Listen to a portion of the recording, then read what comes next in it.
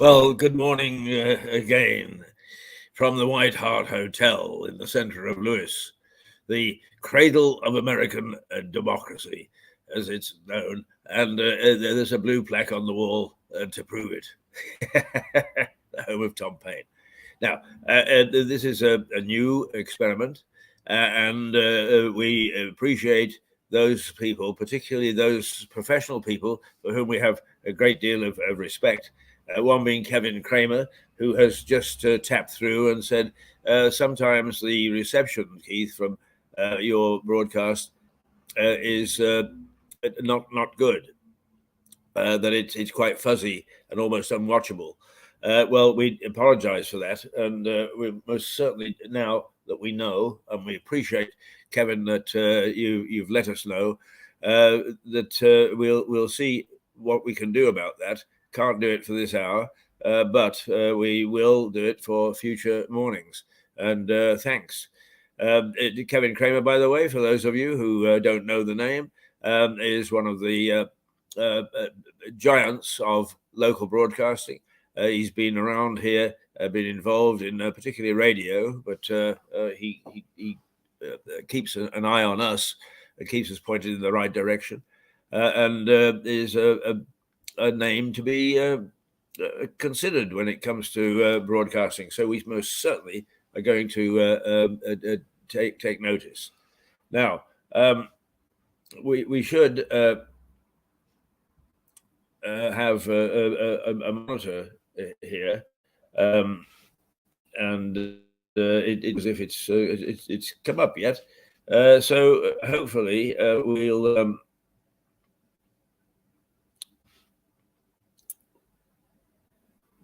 up yet. So hopefully there we go. So I can actually keep an eye on it and see. There we go. So I can actually keep an eye. We don't want an echo, so it's the picture that we're particularly interested in. So we'll turn the sound down. We'll keep an eye on that picture and see whether we can identify when it goes to fuzzy or when it doesn't. So good morning, and it is 9:43 on the 26th day of the fourth month, and that is April 2022. How the year roars by. It was only yesterday that it was January the 1st. And now here we are in almost May the 1st. And who knows what's going to happen from here on in, because we thought that last year was a bad year, and this year is shaping up to be horrific. We got war in Europe, which some people are now saying is using the term World War III. We've got pestilence in China. COVID is roaring back to the point where it started panic buying again. We've got the doctors who are threatening to cut short their day so that the doors of a surgery will close. Well, it'll be a bit like a bakery. They'll open up at 9 and they'll close at 5, and it'll become very ordinary. And unfortunately, when that happens, quite often the profession starts to become ordinary. So it's not a good year. We've got an economy that is under stress. We've got a workforce that doesn't want to work. We've got a government that is under continual battering. We've got immigration, which we've been unable to control. So lots and lots of problems faced by government. But when we say faced by government, it means really that it's faced by us, because we are, well, the government represents us, and if problems for us, problems for everybody, and we need some firm action to start at least a process of handling these things instead of yatta, yatta, yatta, and it's all the fault of the computer. That is no way to address the problems of 2022. So we need to look at things, but there are some good things. There are some good things that along the way, and perhaps what we've got to do is to let's well, here's one of them, and I would hope that we get into the spirit of things and that the street parties and all sorts of things. But certainly, it looks as if we're going to get an extra day off.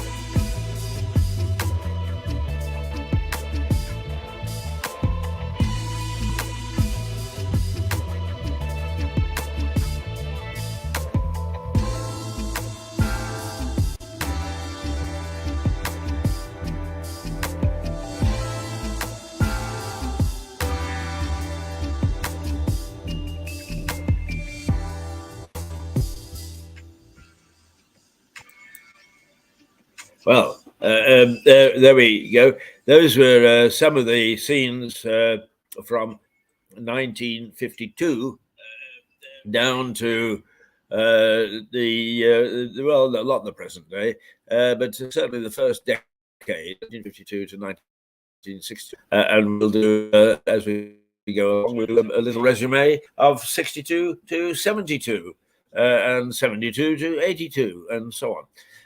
Because memories are really important in the development of our lives, and we quite often forget what came from where. I think actually it's the top 20, which certainly didn't exist in 1952. Is the top 20 is a development where we remember through songs the era far better than we do through history and through photography. And we need to take a look. Yes, okay. I think that we right now I can understand what Kevin is on about. We've had a fairly clean feed, fairly clean run, and now it's gone fuzzy and a little bit stackery. I suspect it's to do with the strength of the internet, and we'll have to see what we can do about that. Okay, Um, let's just now review the headlines, but let's look at some of the inside stories from the newspapers. And one is, did the Kremlin hack army recruit data in search of new spies? Now, is the I was very fortunate in as much as I met the prototype of James Bond, the first license to kill spy. I'm not going to mention his name. In fact, it would be not meet and right that we should do. Because he has a family, two lovely daughters, and he served his country well. But spying has changed. And earlier this year, I interviewed the head of, or the past head of GCHQ. And, the head of GCHQ said, times they are a changing. The Beretta under the arm, the Armani suits, the smooth approach with a beautiful woman on every arm is disappearing from the spying world. And in fact, it's now cyber spying that is key.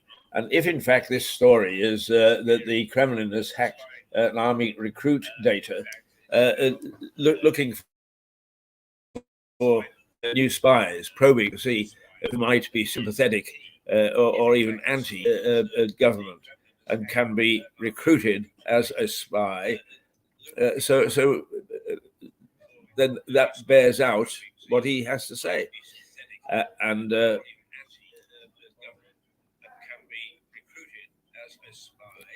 I'm hearing chatter in the background, which is good. It's because we are not in a box. We are not tucked away. We are open. And if you hear a lorry or a bus go rumbling by, that's because we do not try to lock it out. Life is all about noise, all about smell, all about vision. And that's what we hope that this program will do, as opposed to those which take place in a set studio and where all those things are kept out. And eventually, we hope that we will have another little camera, which will give the view outside, because the high street is a very interesting place. And we'll see what we can do in that respect. I am, as Kevin Kramer has pointed out, is Keith. You sometimes you're a bit fuzzy this morning, and I have to say, right now, I can't do anything about it because I am not sufficiently qualified. And anyway, we can't break into our broadcast because they're live. That's the great advantage of what we're doing, is we're live. You walk past the White Hart Hotel right now, and you look in through the window, and you'll see us busy rabbiting away. And we hope that that will always be. Now you see, it looks as if right now that the picture is okay, and in a little while it'll go blah, blah, blah, blah. And that is the nature of modern technology. It ain't all that it's cracked up to be. I got on the bus the other morning, slapped my card down, and the bus driver said, "No, that's not working." He said, I'll have to give you a ticket." he's oh dear, the internet really can be very capricious. Right, let's see what else we've got to take a look at. I don't know what this one is. It's only 29 seconds long, but let's see. we can take a look at.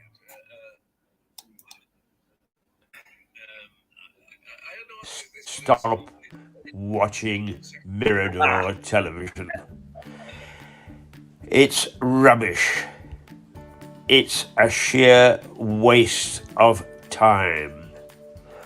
Don't waste your time. Stop watching Mirador. Don't do it. MiradorTelevision.com. No, no, no. Yes, that's our little dig at ourselves. Is why waste time watching Mirador when you could watch Netflix? Oh well, lots of people aren't watching Netflix anymore, and more people are watching Mirador. And that's why we're so keen to make sure that you don't have a picture which is unwatchable, as Kevin says. So far, it hasn't been too bad in the monitor, but it does actually, as it's beginning to jerk a little bit. But hopefully, it won't be too bad to the end of today's program, and then we can review it because this is not only recorded, but also it then becomes available on most social media for you to tap into any time during the day. And for that matter, who wants to watch 2 hours worth? I wouldn't want to watch 2 hours worth, but there are little bits and pieces which may intrigue you, and hopefully that you'll dive into. And as we go along, we'll try to identify for you what's coming up when, so you get a better idea of where it is that you may want to have a look. Um, right. So the whole basis of spying has changed, and I had a very strange email from the identification was somebody that I know. But this particular lady is normally quite subdued, and I got an email last night or a text saying you've been hacked, and that there are some people from Ghana who now have access to your entire computer, and that they are going to blackmail you. Well, I suppose that everybody's got something in their computer that they don't want other people to take a look at. But actually, I really don't care. I'm too long in the tooth now to worry about that. But the fact that weird coming, warning me about a blackmail attempt and so on, is no blackmail attempt has come so far. But at least if it does, then I can say, oh, well, this person has somehow found out other things that I didn't know. But the point that I'm making is that spying has become very much a cyber operation, an online operation, a computer operation.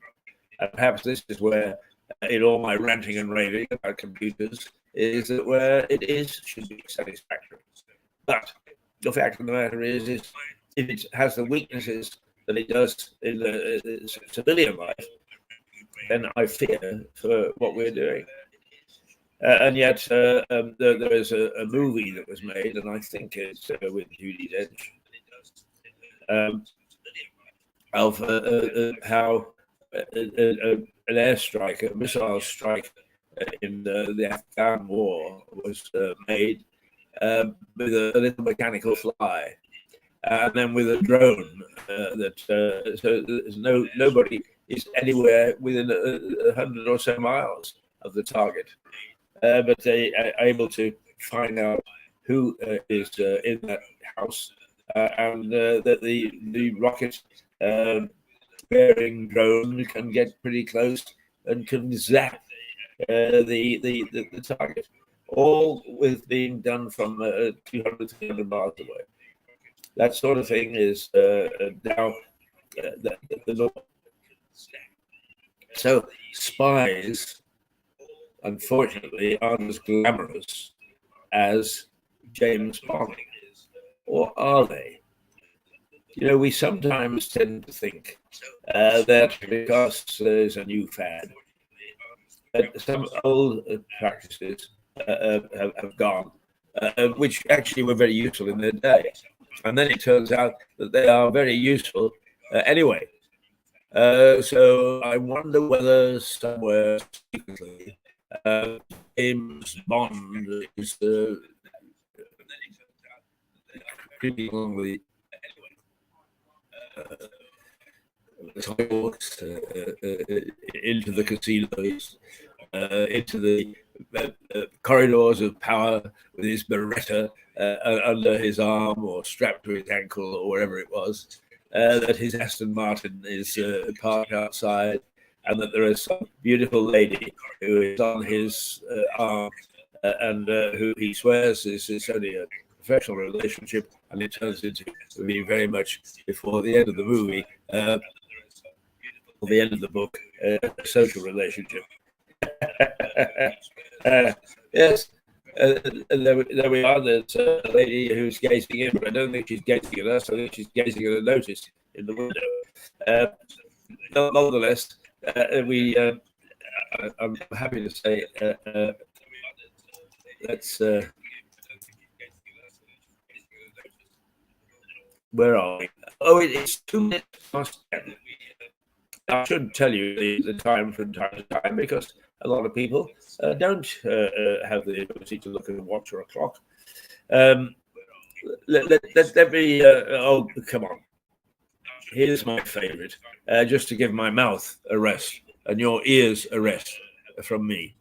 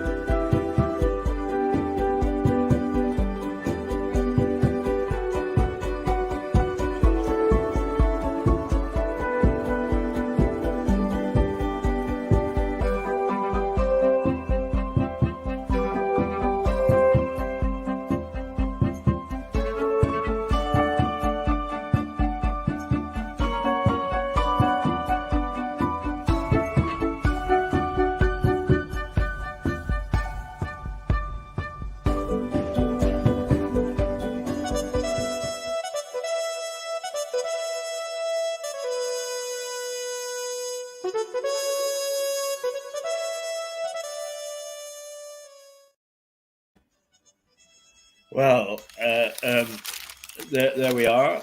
That's the wonderful gardens here, Grange Gardens, very historic, but also very calming. And of that is something called a Knott's Garden. And a Knott's Garden is a symmetrical garden. It's laid out in a sort of arithmetic, formulaic way. And it does make for an interesting experience. And because it's also boxed in by hedges, it's a great place to go and sit. There's a windbreak. You can get the sun. You can use it as your own office because not too many people know about it or use it. And everything is everything in the garden, everything in the park is hunky dory. And I'm very happy to say that I have, in many a year past, used that as my summer office. And I might just start to do that this year, particularly if we've got this sort of nice weather. It is a pleasant place to be. And that that park that you just saw is also very historic, in as much as it is the former garden of the Grange, Southover Grange, the home of the Newton family. And the Newton family built it in sort of 1530, 1540 from the materials they looted from the Lewes Priory, which had been pulled down by Thomas Cromwell on behalf of Henry VIII in the dissolution of the monasteries, and they took all the best bits, as it were, and used it to build, first of all, the manor, which is still a lovely, lovely house today, and to place in the gardens bits of the priory that they liked, and they are there to this day. So it is a lovely historic garden, as well as being a lovely one. To the Lewis District Council gardeners, who have charge of it, it is one area of Lewis District Council that I can say that I approve of. They do well, and they do well, and it's a beautiful garden. Great favourite with families. So if you really want to get out of the way and not be hammered by all the naughty things that are happening in the world. Kevin, I'm keeping my eye on things. It hasn't been too bad so far. I'm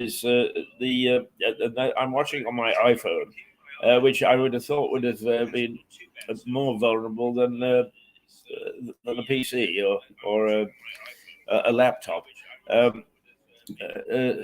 So I'm watching carefully and at your behest, because we are grateful that you take the time and the trouble and the interest to let us know what's good and what's bad, so we can actually make an analysis in a little while.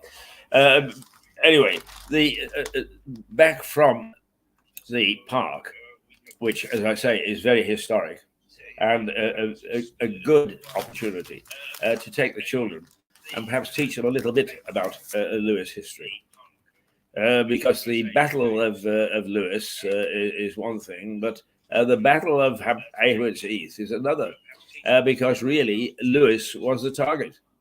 Is the Royalists, which were based in Chichester and needed to get a foothold in the eastern part of I want to keep saying the province, the county, set out to take Lewis and to capture the Newton family, who were the leading family of the time and who lived in the Grange, south over Grange, the Grange Manor House. They were intercepted by a small force from Lewis at Haywards Heath, or Muster Green, as it was known in those days. And a battle took place, and at least 200 of the Royalists were taken from the field. The number of Cromwellians or Prods, the number isn't known, but it seems that it was a battle in which cannon were not used. The cannon was not used. It must have been hand-to-hand fighting. So a particularly vicious one, I would have thought. That is in the English Civil War, which took place in the late 1500s, early 1600s.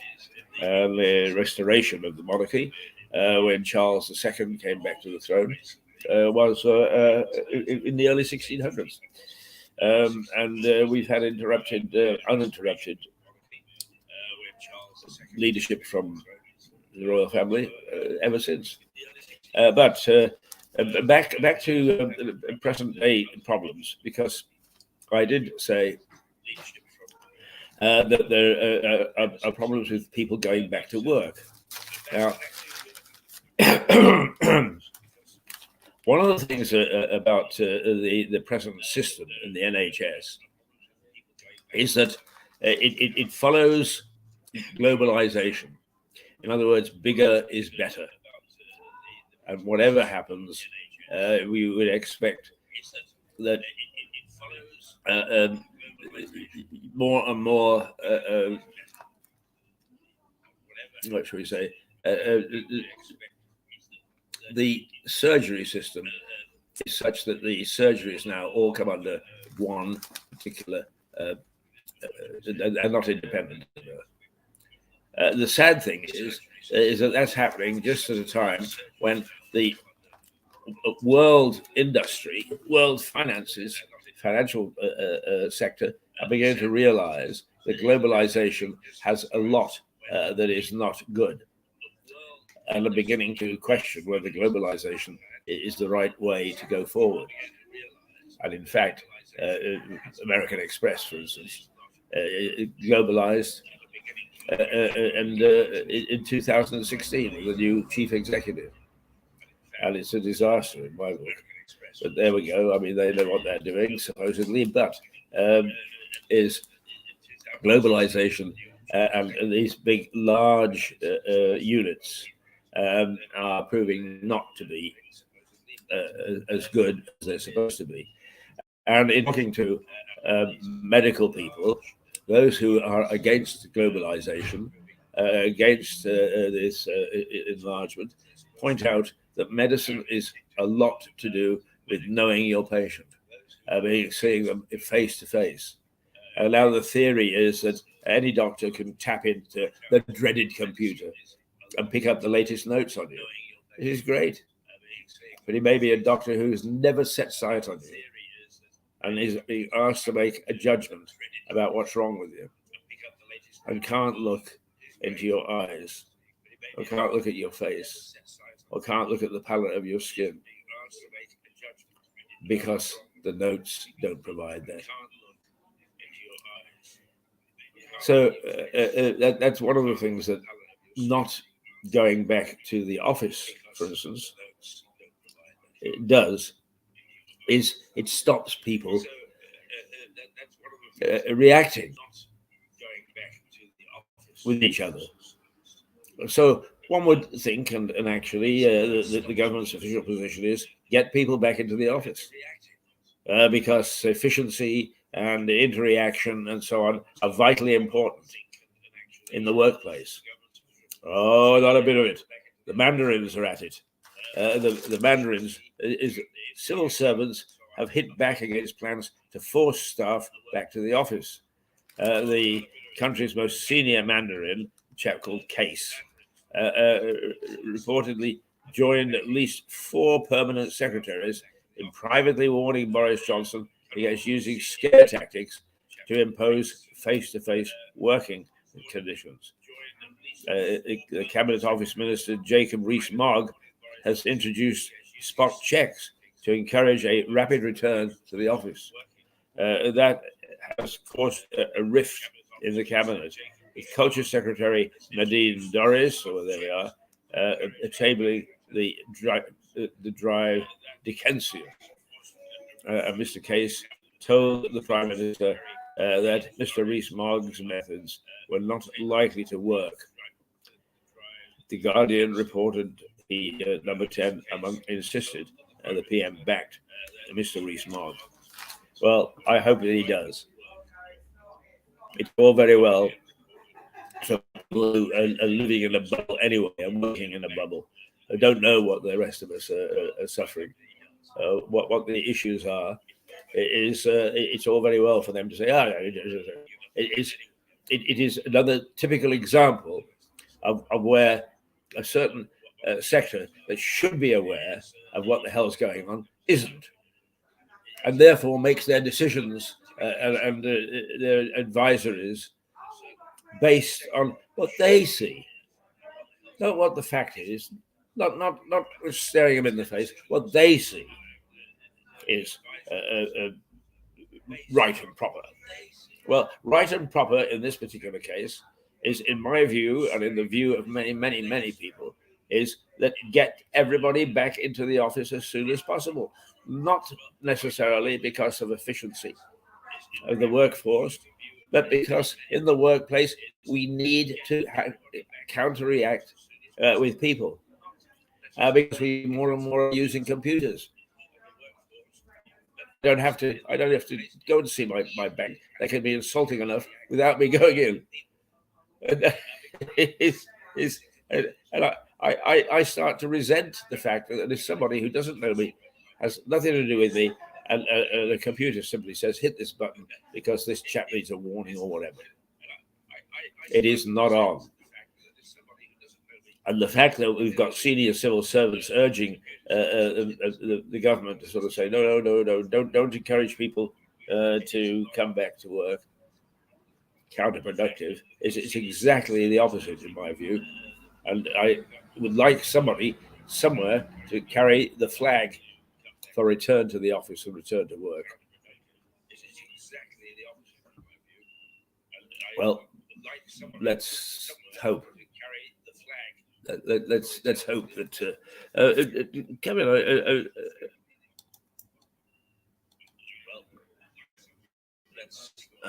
Well,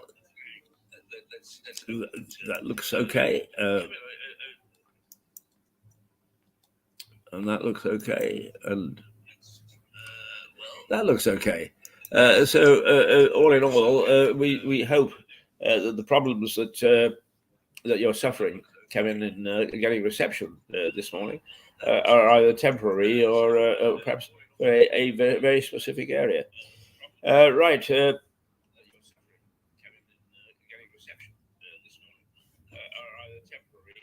The menopause drugs situation.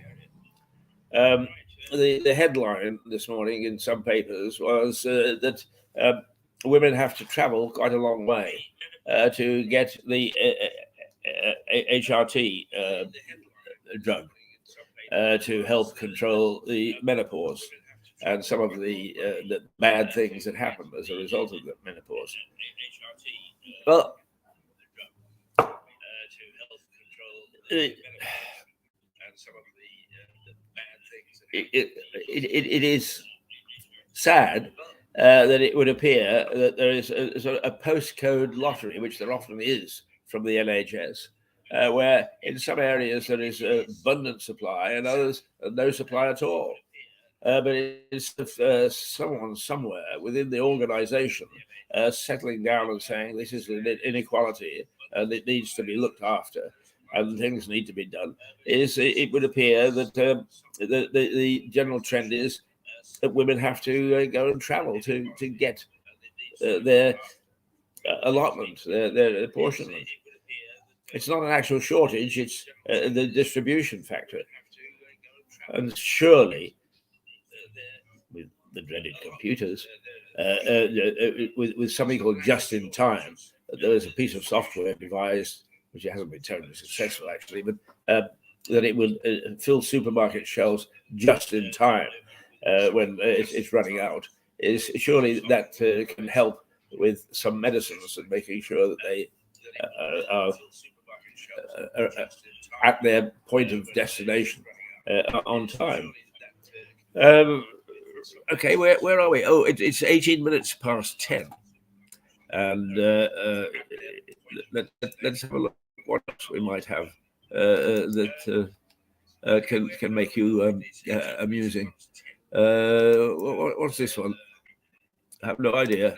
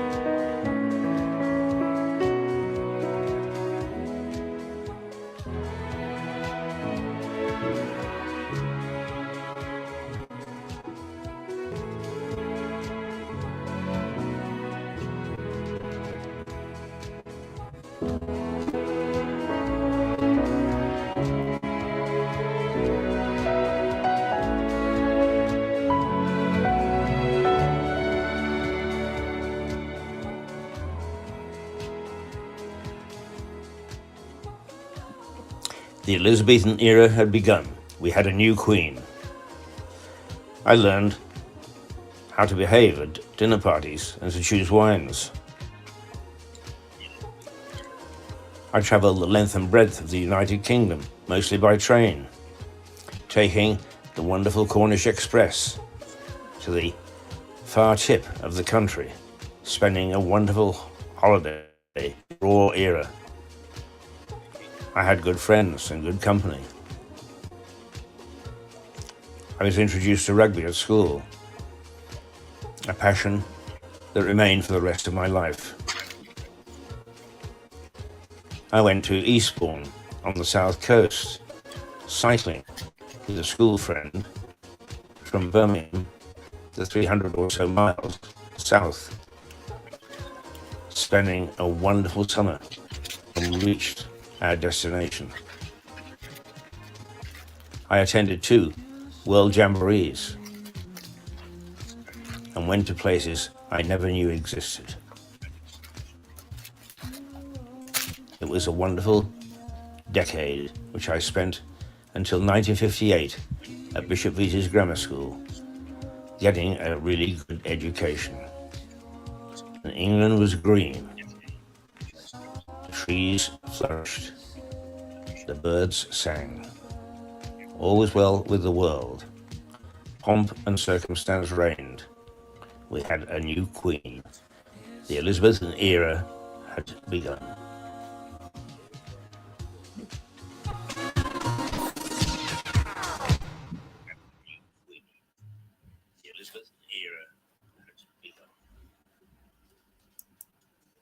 Well, there we are.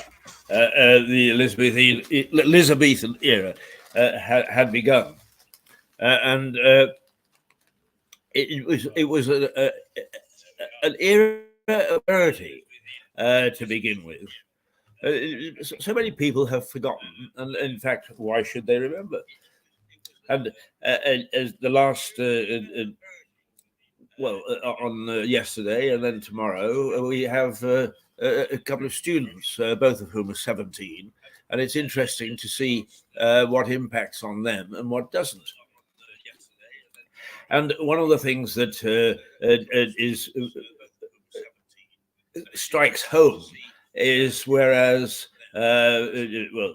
Stuart Dolby and myself will have a chat about the Vietnamese War, and the young people are almost bemused. What was the Vietnamese War? And yet, it was a war that Americans couldn't win in Vietnam, but split the country as to why the Americans were involved in the first place, and how they could get out with honor. And in fact, they didn't get out with honor. They got out with their tail between their legs. But I think it was Richard Nixon, basically, who actually said enough of this. The dishonored Richard Nixon, the impeached Richard Nixon, the president who resigned. And some of those things that were taking place at the beginning of, or during the 50s and the 60s, are a complete and utter mystery to many of the youngsters today. Some of them aren't even youngsters anymore, but it's still a mystery. And when we talk about quite often, they have no idea what we're talking about. And in 1952, which was 5, 6, 7, almost 8 years after the war, the end of the war, we still had rationing. We still had rationing of all sorts of things, but particularly it was interesting to note that sweets were on ration, and you gave your little coupon for your weekly allocation. And the government thought, what we'll do is we will give a sweetener, if you like, to show what it's like without rationing. And they took sweets off ration. And what happened was you couldn't get a sweet in the shop anywhere. They were gobbled up by everybody. Talk about panic buying. Talk about toilet rolls disappearing out of the supermarkets. The sweets disappeared out of the sweet shop. And the government had to put back, they had to reverse their decision and put sweets back on rationing. Such was the demand for them. Coal, which in those days was the main heating fuel for houses, was on ration and remained on ration for quite some time. In fact, I think it remained on ration almost until the 60s, because we needed coal for the rejuvenation, if that's the word, renewal of industry, of the national economy, and domestic fuel, which took up an awful lot, is the first thing that is consumed. A lot of the coal needed to run the factories and so on. And in fact, in one shot, in one of those little clips about the Jubilee, is a London pea super fog. And people have forgotten the pea super fogs because the pollution that was generated by industry in the capital could, in certain weather conditions, meet with the fog. The particles would hang in the air, and you actually couldn't see a hand in front of your face. We don't have those anymore. In fact, the deepest, biggest mist that we have is, well, yeah. I mean, if you're driving, you sometimes have to be careful coming around a bend. But those pea supers certainly aren't as thick or dense as they were during the 1950s and to some extent the 1960s. Smoking was prevalent. Nobody actually tied. Well, I shouldn't say nobody, but generally speaking, it was considered to be. How are we doing? It looks all right for the moment. Let's adjust the camera a little bit. That if smoking was permitted on the top deck of a bus. When you went up there, it was almost like the fog.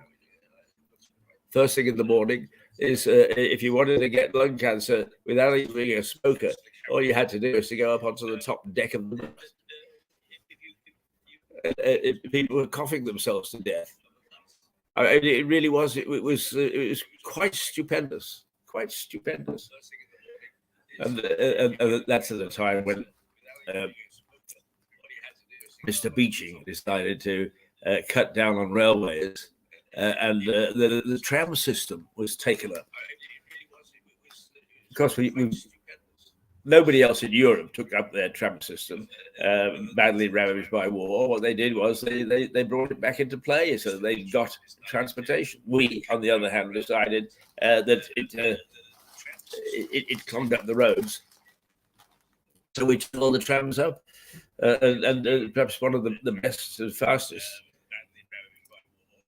transport system we managed to do away with just at a time when we could have done with it.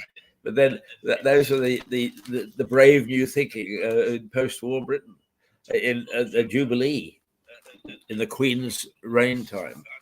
And of course, although the coronation was in 1953, she ascended to the throne in 1952.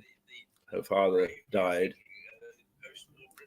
in the previous year. The king is dead, long live the Queen. And she immediately got stuck in and gave the same sense of duty as she does today. And that was reflective of how people felt about their lives in those days. And I have to say that in some ways, it's a pity that we view things that way today. Perhaps we're going to have to, because the combination of factors is rapidly altering our way of life. And the easy credit, the fat cat way of that we were able to live, the enjoyment of so-called luxuries, is those days have gone, or at least they've gone for the moment. No one can say that they won't return.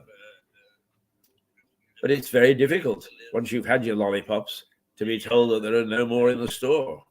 And that's what's happening to our society. And indeed, it would be difficult for everybody to know that we now have to live in a certain way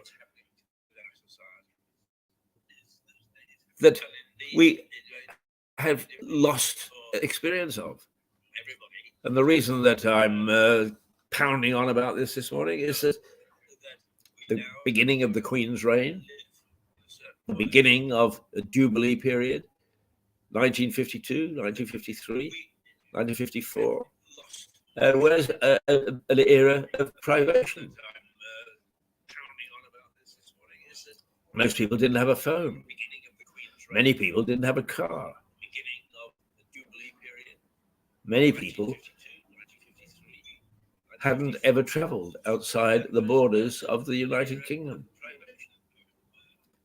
So it was a different era. But it was an era that we had to bear with some fortitude because there was nothing. There was no cowboy in a white hat ready to ride over the horizon and save us. We just had to get on and get used to it and try to forge a better life. And we did. And perhaps that's what we should be anticipating now. Oh. Let's just. I just love Susan's.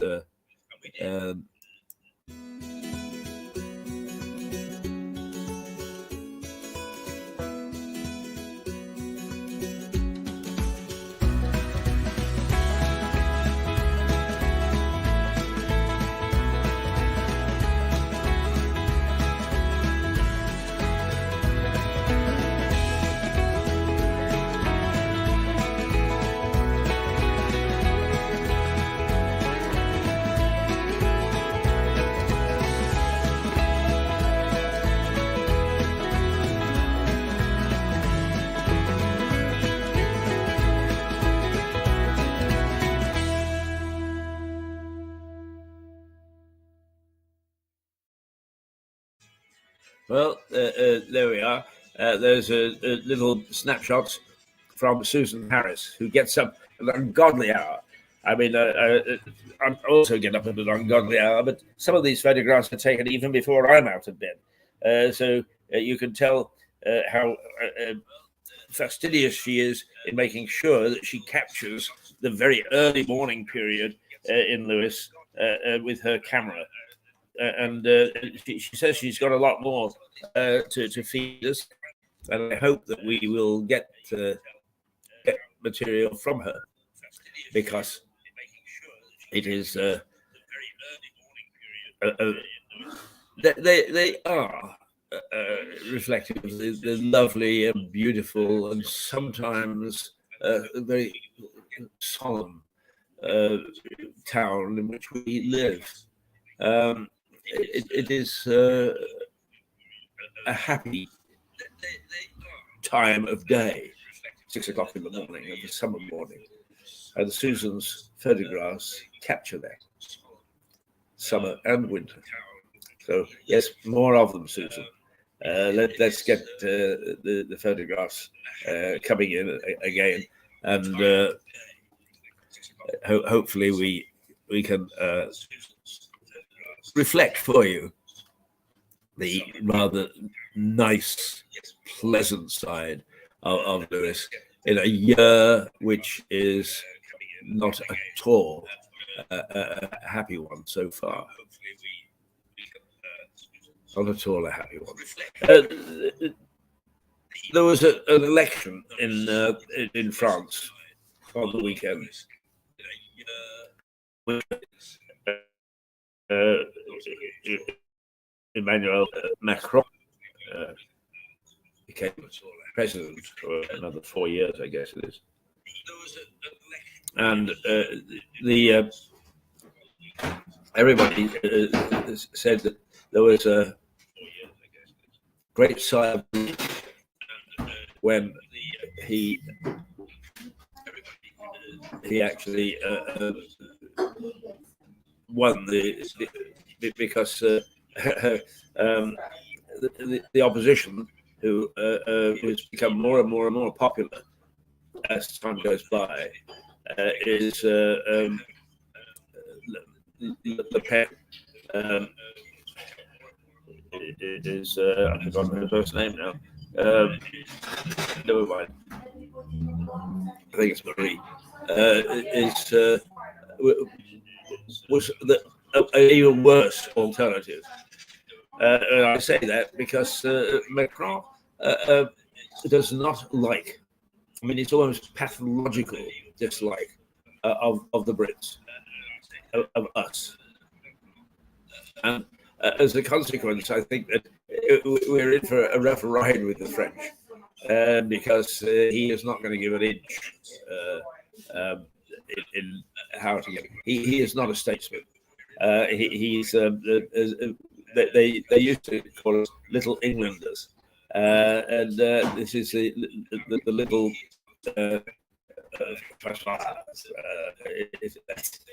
It's the little French, the little Gaul, and what a pity that that's the case, because if there was ever a time for unity in Europe, now is it. But he is mortally offended that we left the EU. He is mortally offended at absolutely everything that we do, and he even suggested that if he spoke to Putin, that he would be able to resolve the war, that there would be no invasion and so on. That's sort of the puffed up idiocy and arrogance that this man has, and that his foreign policy has been based on that, but so has his domestic policy, and people in France are not at all happy about his domestic approach, his domestic policies, but the Marine Le Pen was not a happy alternative. She, in fact, talked about making deals or even giving support to Vladimir Putin.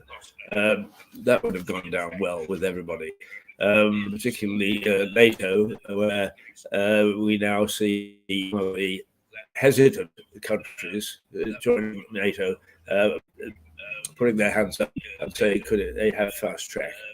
There's nothing like a little bit of fright to suddenly change attitudes. Where are we? We're 22:11.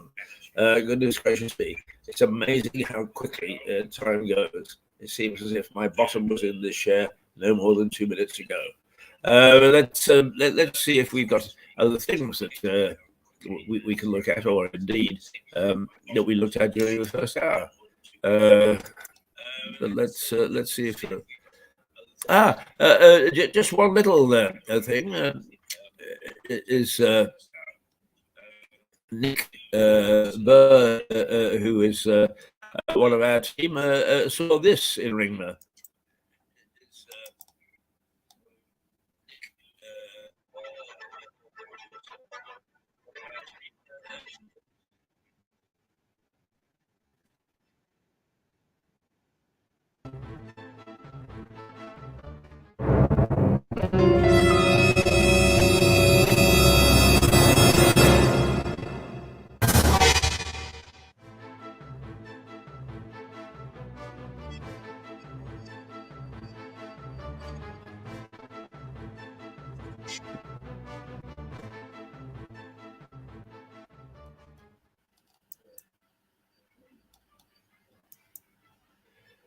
is a little mini whirlwind or typhoon or whatever that actually shifted that bin in no time flat.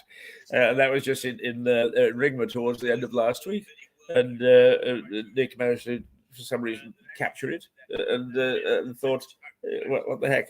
It's something that we should show. And indeed, it was fine.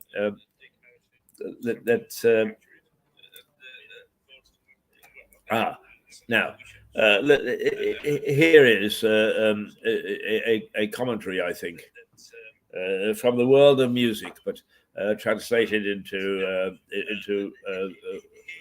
pictures and sound of the war in Ukraine.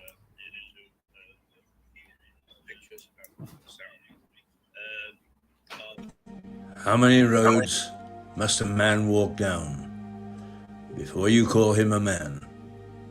How many seas must a white dove sail before she sleeps in the sand?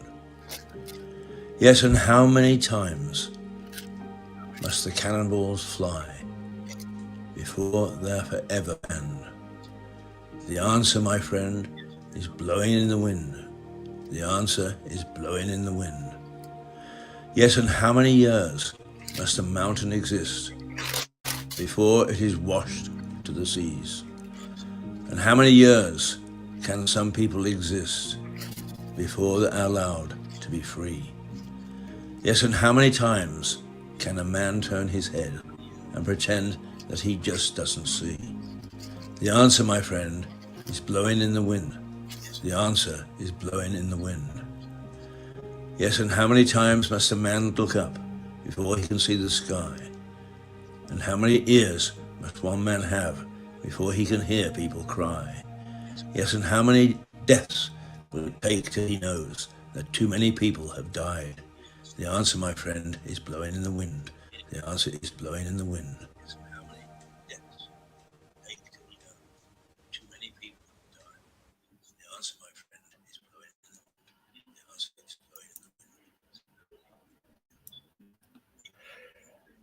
Well, sentiments about war, and particularly this war in Ukraine, is poignant, to say the least. The killing fields, if you like, go on and on. There is no let up, and each day brings new stories of a humanitarian corridor being set up, permitting people to escape, only to find that it is shut off by Russian troops before it's even had a chance to take one refugee. It is a difficult one, to say the least.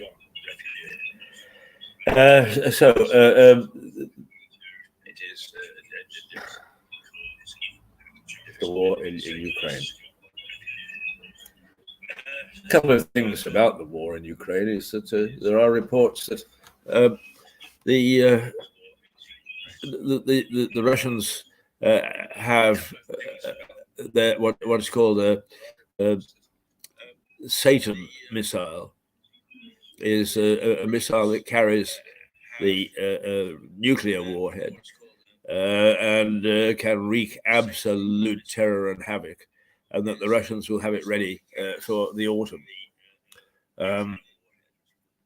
If you were in the movies, we would immediately send a force of commandos who would make sure that whatever is needed to make that missile would be removed from harm's way.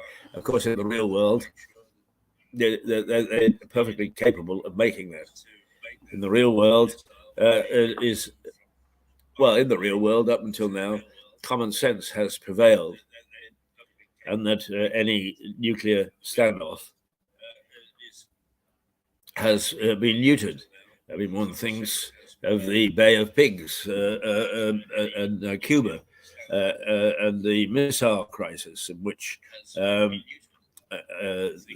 the Russians sent ships with missiles to place in Cuba, which is, of course, the weak underbelly of the United States.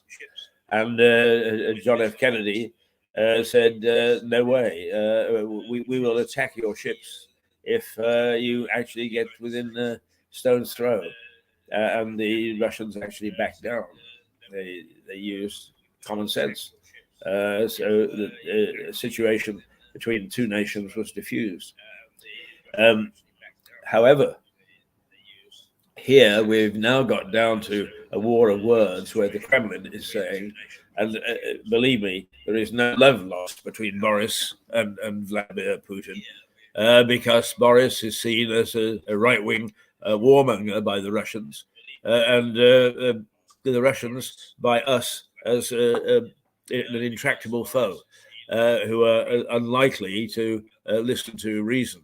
Other nations have got a different view and are not making much headway with it, but nonetheless, they've got a different view. And so we are the arch rival to Russia. And so the war of words is you threatened us with a nuclear missile. No, we did not. We didn't say any such thing. Oh, yes, you did. Oh, no, you didn't. And when it gets to that, then somebody somewhere has to bow down. And the one thing about Mr. Putin is that he is not known for backing down very graciously, if it backing down at all. So I think that the diplomats have got a fair job to do in the next little while. It is 10:47 on the morning of the 26th of April, 2022. Just a quick look at the front pages of the newspapers, and rather different, a wide variety of front pages this morning. Different publications see things in a different light, and the first one is that is under review. Is the Star, my dear Daily Star, and they report that there's an invasion of the very hungry but very, very, very slow caterpillars. They say that there is a new brand of poisonous caterpillar, by the way, that is slowly working its way into Britain and is likely to find its way across the country. And that we must be very careful because this is poisonous, and that you can get very ill if you handle these things. So we have to watch out for children. But that's its story. Its main story is the invasion of the caterpillars. The I is the PM's bonfire of policies to placate angry Tories. What it's saying is that some of the things that have upset the backbenchers is Boris is going to dump because they don't want to upset the backbenchers and get in the way of some of the more serious things. And that seems to me to be a sensible approach. When I say a sensible approach, I don't think anything is sensible. Anything is sensible at all in Westminster. It is Alice through the looking glass. Is right is wrong, and upside down is downside up. Is right is wrong. It is a jump of contradictions and nonsense. But nonetheless, we have to accept that they are the people calling the shots, and we need to pay attention to what is being done and what's not being done. And because of some of the backbench MPs, some of the legislation that was proposed has been withdrawn or at least put on hold. The Daily Express, a new bank holiday. because of well, let's go back. Why have we got a new bank holiday? Let's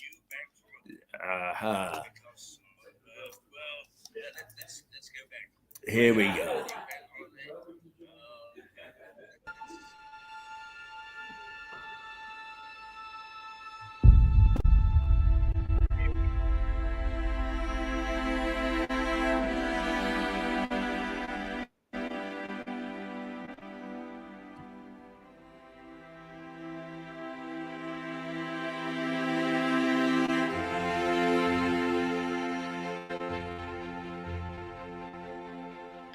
Oh.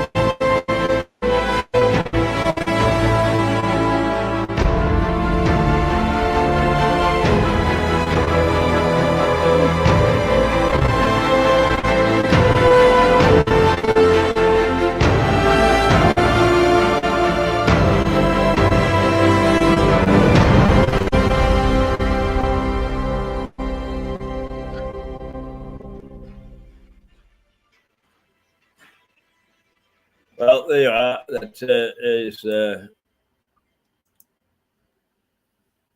that was the start of the Queen's Jubilee way back in 1952, and perhaps evoking some memories for those of us who can remember 1952, and perhaps giving some surprise to those who didn't know that era. Is that yes? Okay, to them it's almost 100 years ago. Not very far. When you think that the era really started post-war, 1945, and we are at 2022. So a good part of a century has really passed from those times.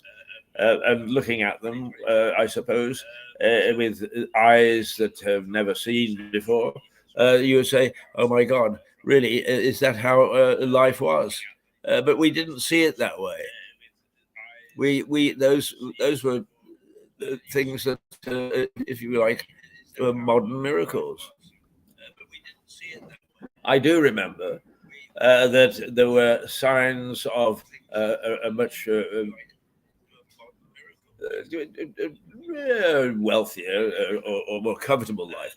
For instance, outside most shops in the 1950s, there were still cigarette machines which didn't work. They were there, and they had been put there prior to the war, and they stood there so that people could get easily get cigarettes by popping in a shilling or a sixpence or whatever it was. And we would look at them and think, "Oh my goodness, way back when they had these machines, and what a wonderful time." We were told about ice cream long before we ever had it. And as for the balloon that floated in the air, wow, that was a miracle indeed. So it was a different type of view of life. And those views, some of those views there, were very typical. The other thing is that there was still a huge amount of bombed out areas, places where the bombs had fallen and destroyed buildings which simply had not been replaced. That the rebuilding program was so massive that many of these bomb sites stayed as bomb sites, that they were playgrounds for children. that they were shortcuts, that they were reminders of the bombings and the terror from the skies that this country suffered. So there were all sorts of things that, and actually, I started to say, here are the headlines. The Daily Mail: GPs to vote on closing their doors at just 5 p.m. Now, I actually do get a bit upset about this one. I think that's absolutely outrageous. Is the service that we get now from the NHS when it comes to private surgeries is 10 times worse than it was just 5 years ago. Mobilisation enlargement has not worked. It has not worked. And the mere fact that we are subject to it, that we are asked to put up with this stuff, when in fact it is counterproductive, is beyond the pale. And now, for the doctors to turn around and say, well, of course, we're overworked. I mean, that's absolute rubbish. We're all overworked. We're coming out of an era that we have never experienced before. And one of the things that it's done is it's tired us out. And it's only those people who were cotton wool around them, like bankers and other broad services that were supported by the government. The rest of us had a torrid time, and we are tired, and we would very much like to have a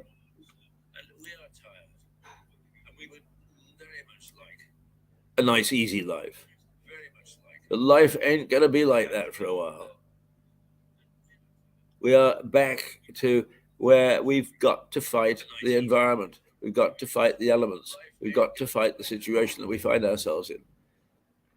And rubbing hands and not going back to work and closing at 5 o'clock is not the way to do it.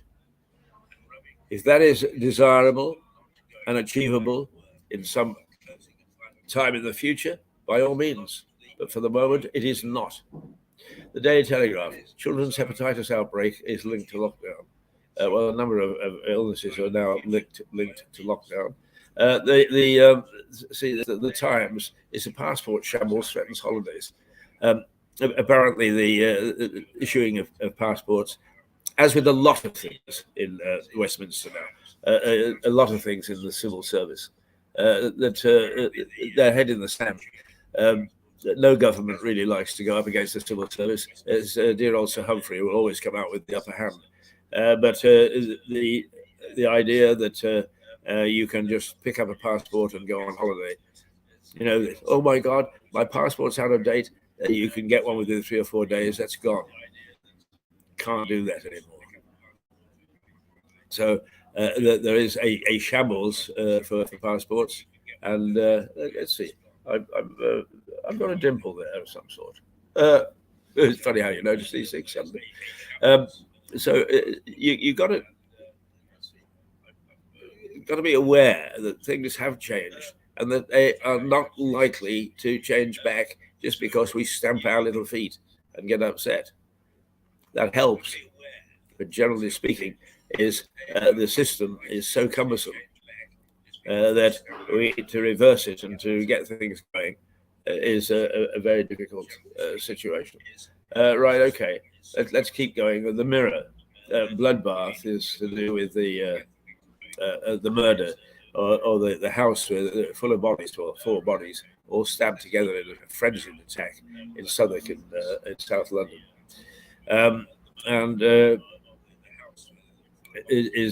Nobody really knows what that's all about yet, but it happened, and I think that we must get used to violence, and that we. Some of this stuff is not going to become the norm, but it's going to become more frequent as we come out of this very stressful time,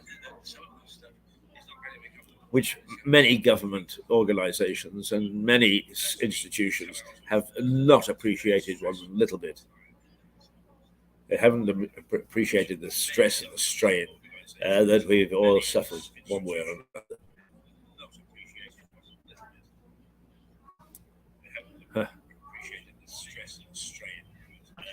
There is a lot of realization, that is going to have to develop in governments. Musk pays a tweet 35 billion. Twitter have bought, or this Elon Musk, is it? Yes, who's become one of the leading figures in social media, is going to pay 35 billion for Twitter, which apparently is the children's favourite, the youngsters' favourite at the moment, and that makes it a very valuable property. The Guardian. COVID urged to relax law. Sorry, Javid urged to relax law as what's happening is that the medicine required to treat HRT, menopausal stuff for women, and which can lead to suicidal tendencies, seems to be distributed on a postcode basis. And the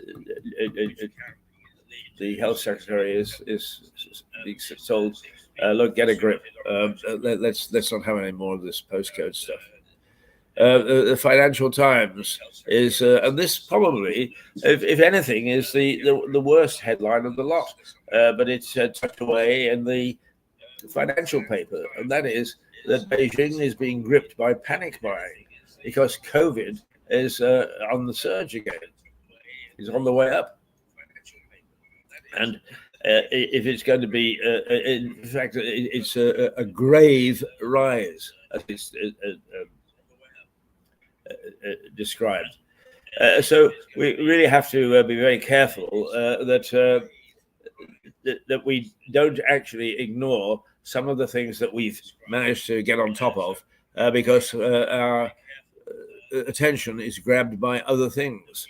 Not least of which is some of those other things are real nonsense, like Boris's Christmas cake.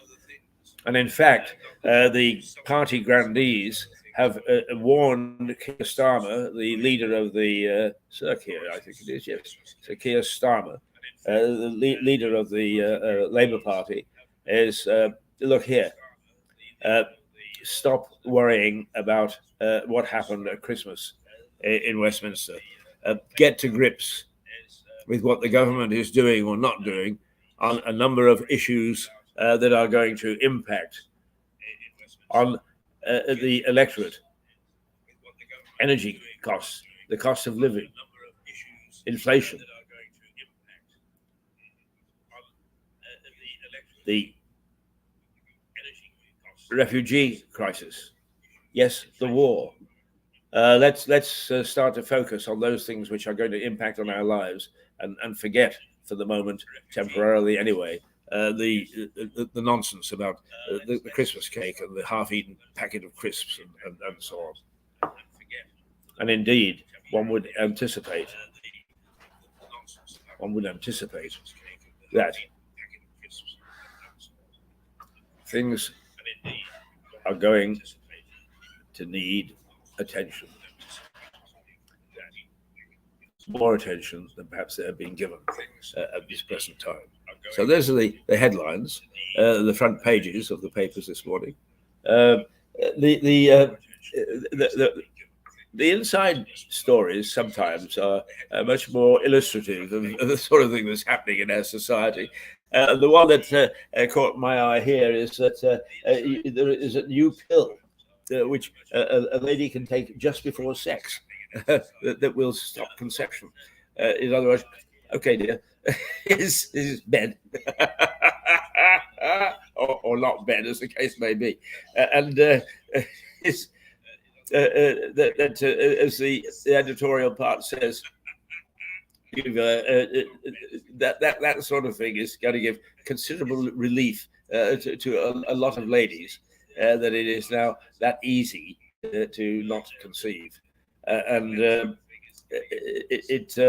I suppose that it is being given the same sort of prominence as the introduction of the pill, as it were, is 10 or 15 years ago, or even longer than that. So the inside pages are sometimes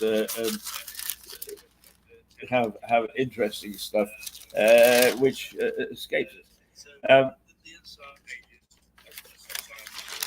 There's plenty of stuff on the war.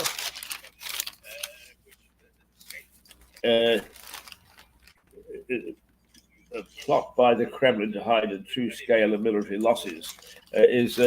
I always treat these stories with a grain of salt. There may be truth in them, there may not. But what they're saying is that the Kremlin are not telling the truth in terms of the statistics of the tanks, the men, the machines, the generals that they have lost in the war in Ukraine, which is supposed to be easy peasy. Perhaps they are, perhaps they're not. It would be very unusual if they haven't massaged them to some extent, because everybody does.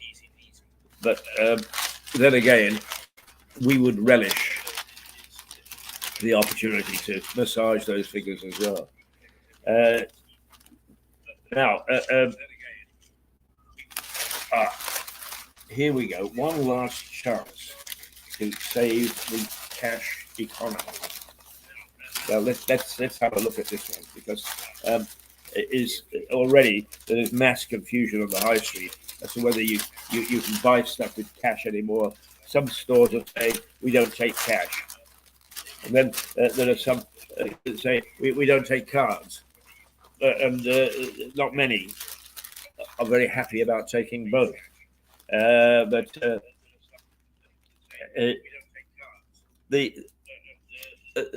those things that dole out cash to us, first of all, is that there are almost 5,000 bank branches which have shut since 2015. 226 more are scheduled to close by the end of this year. So we're talking sort of 5,000 plus bank outlets. 12,178, very precise figure, is free-to-use ATMs have been cut since 2018. In other words, your access to cash in a hole in the wall is very limited. 17 constituencies with poor access to cash, 3 or fewer bank branches, and 30 or fewer free-to-use ATMs. So communities are being starved of a way to get cash. 0.1 bank branches per 10 square kilometers on average in rural constituencies, compared with 2.6 branches per 10 square kilometers in urban areas. In other words, once again, it is the country which is being having its access to cash run down. 7 constituencies with no bank branches left, and it gives the list. So the fact that we are slowly running out of cash, or the system to use cash is going to end, is a threat. And yet there are many that say, look, we don't want that. We need to be able to get hold of some cash. There are those that feel comfortable with cash, but there are also a number of things where you can't operate without cash.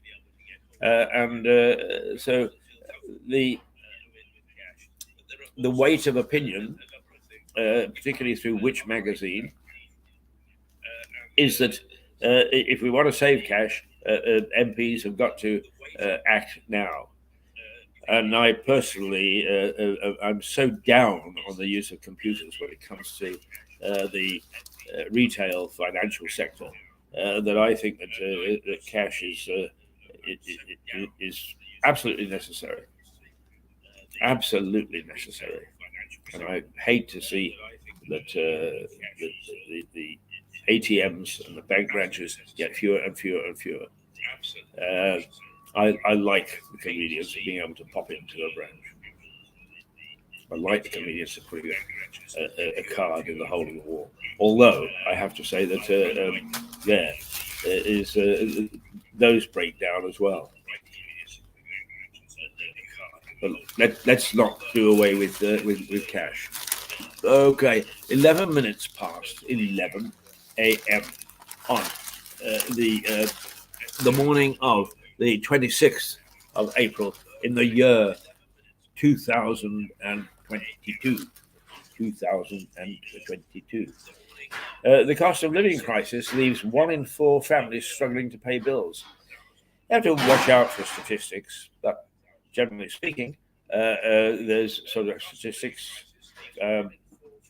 do give some indication that there has been a very steep increase in many bills, particularly the energy sector. And Stuart, who will be here, has said is it was planning my government that has caused this crisis, and the great promises of people who are driven by dogma is it's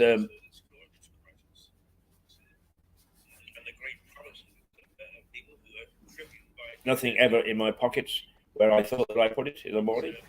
Is I must be a zombie first thing in the morning, I think.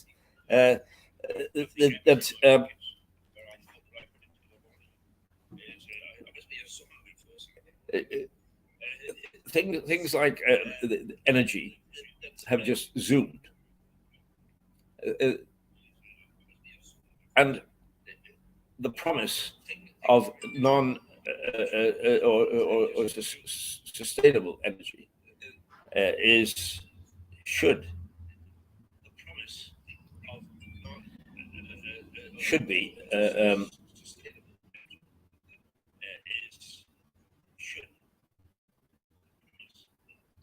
looked at not with a grain of salt, but with a certain skepticism that the promise of particularly those driven by green policies are sustainable in terms of giving us the energy that we need, the power that we need.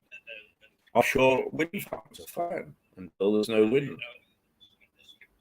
Electric cars and so on are fine until we find that the number of electric charging points is a fraction of what we were promised. All these things, solar panels, all right, but not for a rainy day. All these things are fine and will ultimately be developed in a fine art so that we won't have problems with wind and sun and rain, wave technology. But for the moment, we do. And saying that we've got them, everything will become good in 10 or 15 years' time is not good enough. We need energy, we need power. So much as we may be sympathetic to those who wish to save the planet, I am sympathetic. I don't want to see the planet disappear. But by the same token, they also have to worry about how we do it and how we ensure that the promises we make are kept. Raja. Why did I? Oh, yes, the cost of living crisis leaves 1 in 4 families struggling to pay bills, and energy is one area where we have to be aware of families struggling to pay bills. Right, it's 11:16.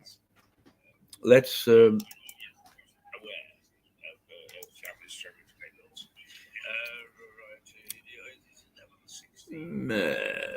What was that one all about? I have no idea.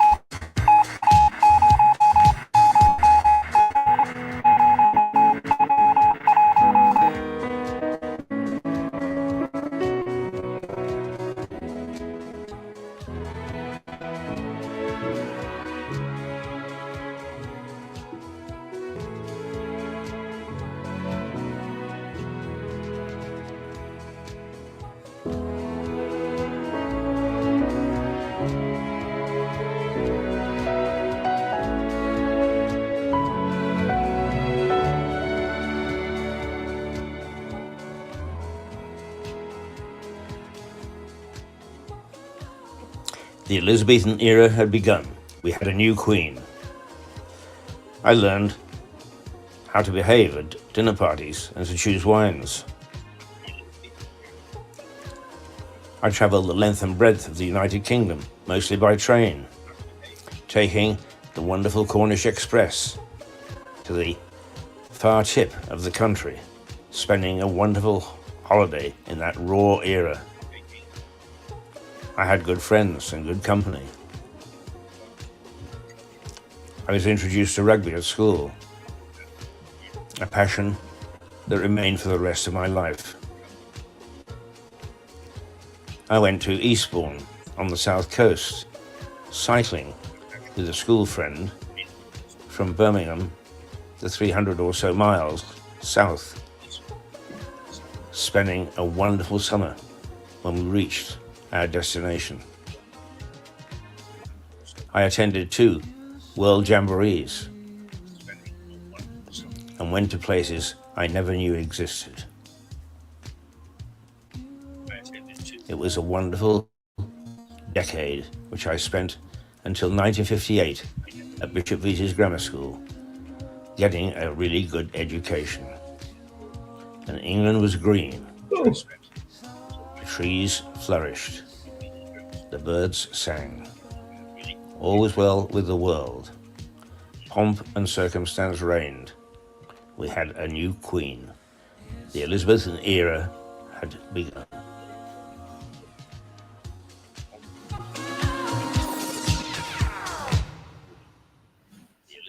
Well, there we are. There's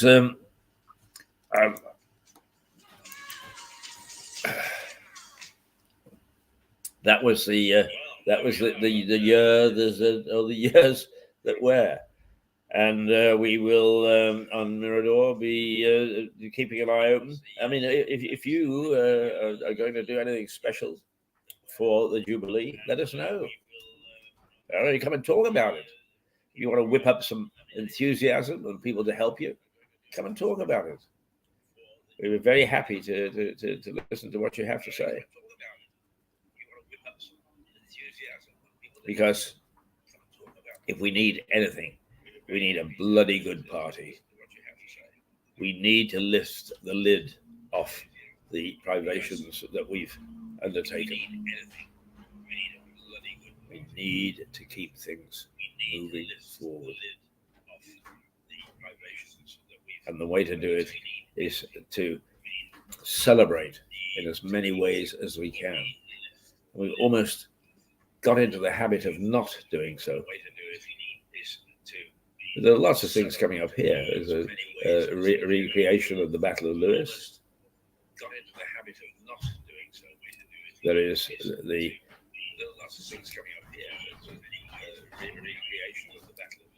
raft race. There is May Day.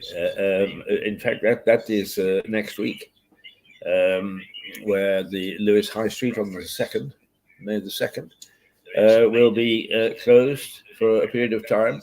So I think it's called the Knots of May Society. Can do traditional dances and maypole stuff and so on. So we've got plenty here, but it's the extraordinary stuff. It's the special stuff. The stuff that will tell us this is Jubilee year, that this is a signpost. The last signpost we're probably going to get.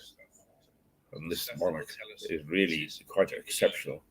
And lives to 110 or 115. Right, the way she's going, it's quite possible. Quite possible indeed.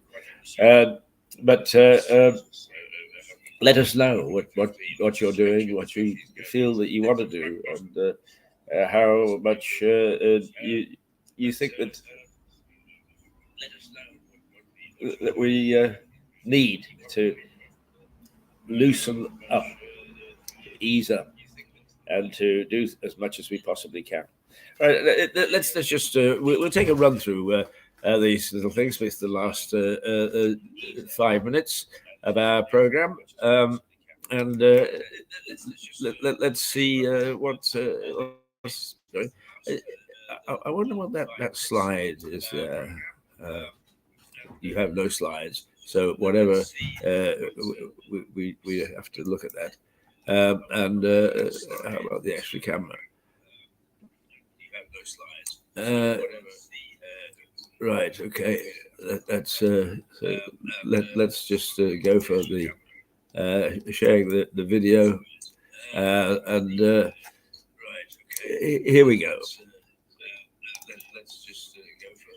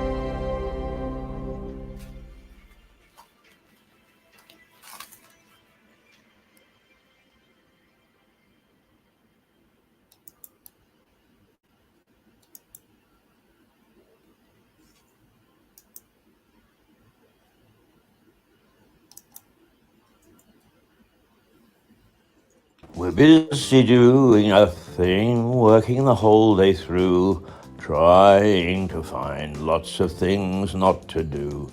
We're busy going nowhere, isn't it just a crime? We'd like to be unhappy, but we never do have the time.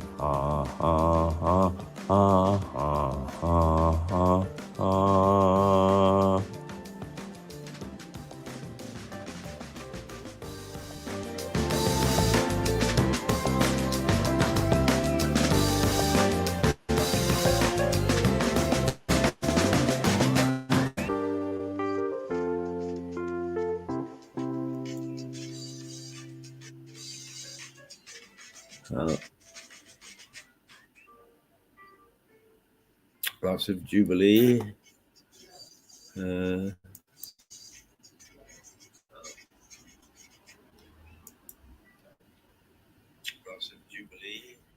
Stop watching Mirador television. It's rubbish. It's a sheer waste of time. Don't waste your time. Stop watching Mirador. Don't do it. MiradorTelevision.com. No, no, no. Well, there we are. I think we might have one more, which I think is poignant, which we'll play, and almost will play us out this morning. Roads must a man walk down before you call him a man? How many seas must a white dove sail before she sleeps in the sand? Yes, and how many times must the cannonballs fly before they're forever banned? The answer, my friend, is blowing in the wind. The answer is blowing in the wind. Yes, and how many years must a mountain exist before it is washed to the seas? And how many years can some people exist before they are allowed to be free? Yes, and how many times can a man turn his head and pretend that he just doesn't see? The answer, my friend, is blowing in the wind. The answer is blowing in the wind. Yes, and how many times must a man look up before he can see the sky? And how many ears must one man have before he can hear people cry? Yes, and how many deaths will it take till he knows that too many people have died? The answer, my friend, is blowing in the wind. The answer is blowing in the wind.